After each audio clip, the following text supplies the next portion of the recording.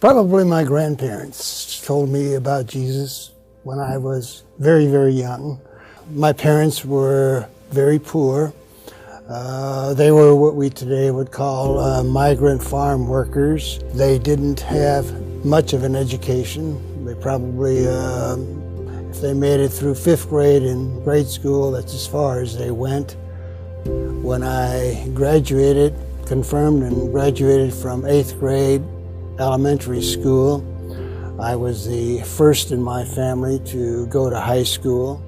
I actually dropped out of high school in my sophomore year because my father was quite ill and had a lot of health issues, and we had crops that had to be reaped or picked during the fall season. So I dropped out of high school only to re-enroll about 2 weeks later.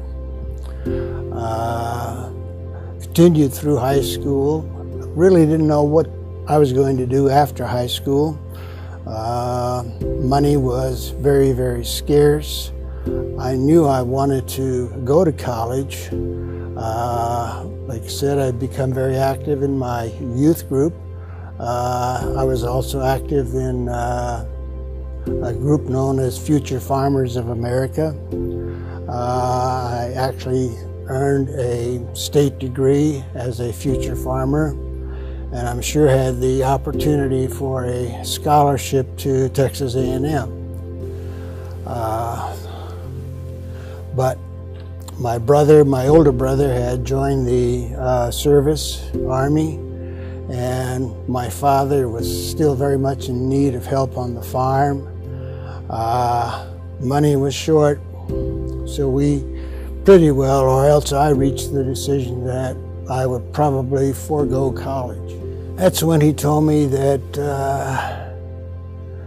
he'd been thinking about it, and he really wanted me to reconsider, because one of the things his father had asked of him before he died was that he wished one of his sons or grandsons could become a minister.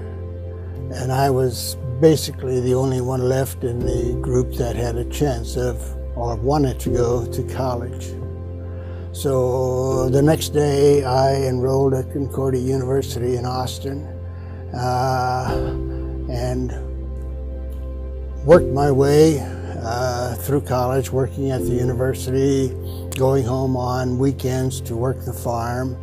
The Lord further blessed me with a good friend at Concordia Austin that provided transportation for me when we went to Concordia Teachers College in River Forest, Illinois.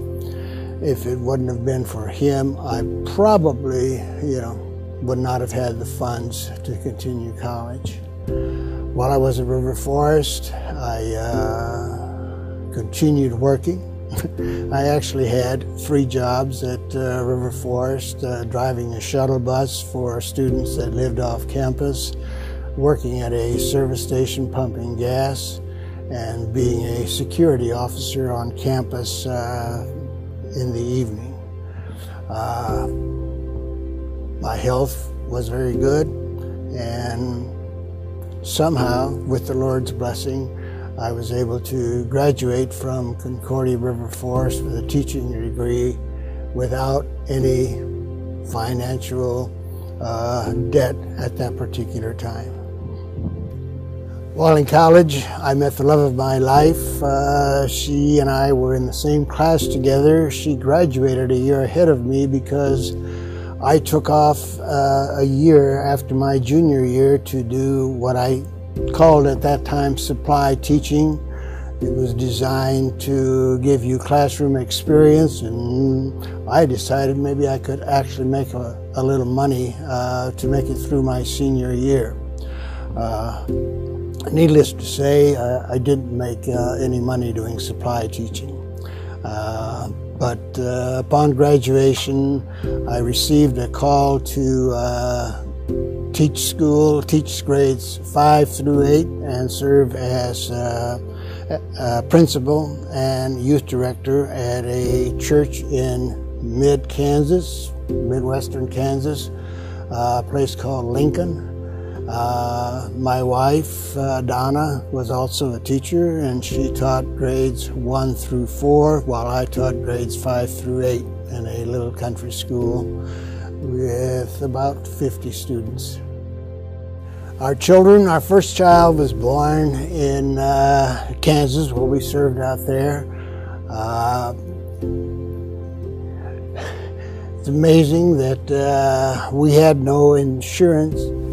We went to a hospital in Ellsworth, Kansas, where Donna went into labor on a very early Sunday morning.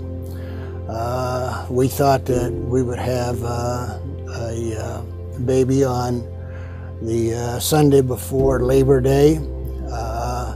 Didn't so happen. She was in labor for something like 28 to 30 hours, and our first baby was born on Labor Day at about 6, 7 o'clock in the morning. 2 of our daughters were born in Michigan, where we had taken a call and were teaching in a Lutheran school there. They were baptized again within a couple of weeks after their birth. Received the gift of faith through the promise and blessing of the Holy Spirit. The end result was, being confirmed and deciding that what they really wanted to do was to do the things that their parents did. They wanted to become Lutheran educators. About 15 years ago, my oldest daughter, Amy,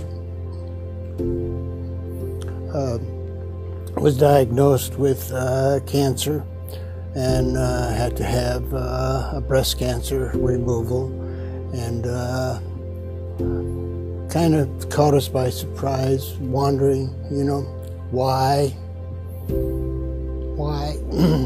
when she's just 40 years old, in the prime of her life, teaching, serving, why have cancer that you have to deal with?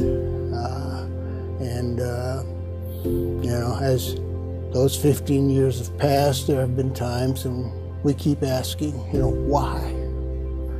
Why, Lord? Why can't she be healed completely? Why doesn't she receive some of the joy and satisfaction from teaching that, really could and should be hers? Why?